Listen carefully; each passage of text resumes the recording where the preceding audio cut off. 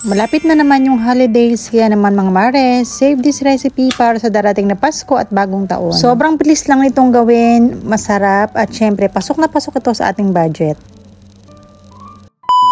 Pero bago po yung lahat, baka naman po pwede magpalambing, paki-follow po itong ating page para naman po updated po kayo kapag may bago po akong upload. About sa tipid ulam and budget friendly recipe at yung mga recipe po na pwede po nating pagkakitaan. And paki-share na rin po nitong ating video para naman po matry na rin ng ibang Mare natin dyan. So anyway, mabalik na tayo dito sa ating dessert recipe.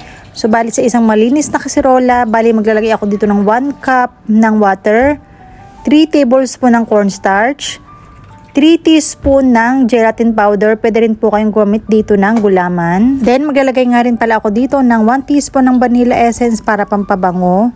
Condensed milk, so depende na sa inyo kung gaano katamis yung gusto ninyo. Then gagamit nga rin pala tayo dito ng fruit cocktail. Pwede kayong bumili ng maliit na lata lamang dahil konti lang naman yung magagamit natin dito. Bali sa lianera ko nga pala ito ilalagay, pero kung kayo magluluto ay nakadepende na sa inyo kung saan nyo ba gustong itong ilagay. Kung gusto nyo yung mga Tupperware na may design ay mas maganda po yun. Then may nabili nga rin pala ako glazed cherry. Maglalagay tayo dito noon. Pero ito naman po ay optional. Pwede hindi nyo na po ito lagyan. Pagkatapos nga po niyan, yung cornstarch na may gelatin ay ilalagay natin sa apoy. And then maglalagay na ako dito ng isang lata ng evaporated milk.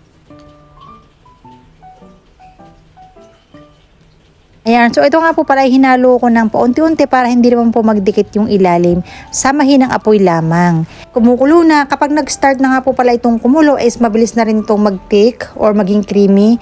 At kapag ganito na nga po yung consistency, pwede na po natin itong isalin dito sa ating lianera. Dapat po ay mabilis din tayo ditong kumilos dahil napakabilis lang din po nitong tumigas. Dito nga pala sa ating mixture, nakagawa ako ng 3. So, bali 2 lianera. And meron pa ako ditong bowl na nagawa pa rin. So, bali 3 peraso siya. O, diba marami na din. And saktong-sakto yan. Kung gusto nyo ng marami, magdagdag na lang po kayo ng mga ingredients pa. And bago ko nga po pala ito tinanggal sa lianera, bali nilagay ko nga po pala ito sa ref na mga 3 to 5 hours. Ganon. Mas masarap po kasi itong kainin kapag malamig siya.